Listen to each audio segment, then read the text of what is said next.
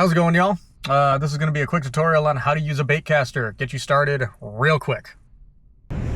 All right, first bit of information I'm going to give you. I have 3 baitcasters on me.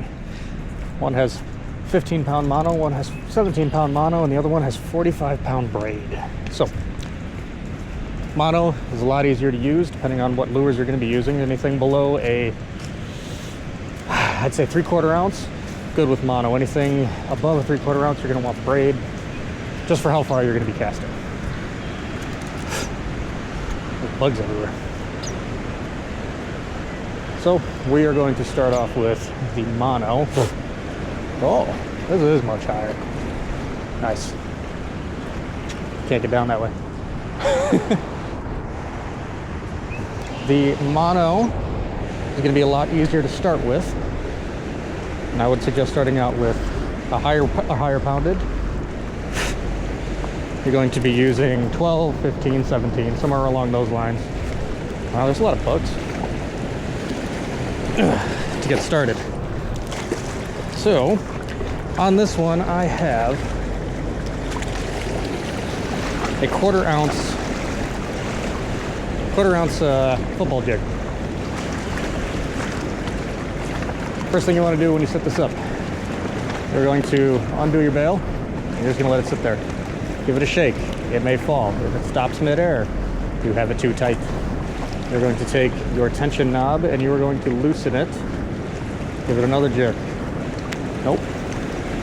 You're going to keep repeating this until it does that. It fell in the water and stopped on its own. Reel it back in, dial it back a smidge, and you're good to go on your tension. You're going to want to be looking at the magnetic brakes. You can usually keep yours on in between quarter full and full, just to start out with. From there, give her a cast. You'll probably want to feather your bail or feather your spool. Wow, this is strong. And that'll give you your casting radius. What you just did is you set yourself up for success by minimizing your possibility of a backlash. So even though it may not be perfect or to your liking, you just set it up.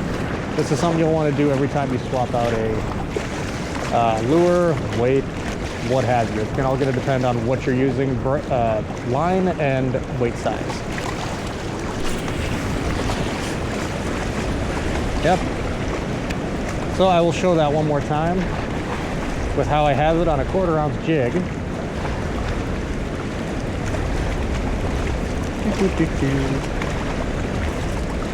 This is busy. This is dirty.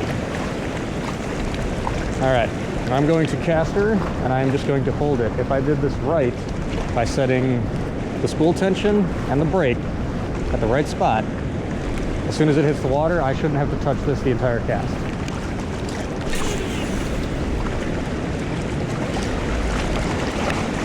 Good to go. And that is how you set your baitcaster. Hope it helped, hope it explained a lot. There's not a whole lot to it. I'll see you later.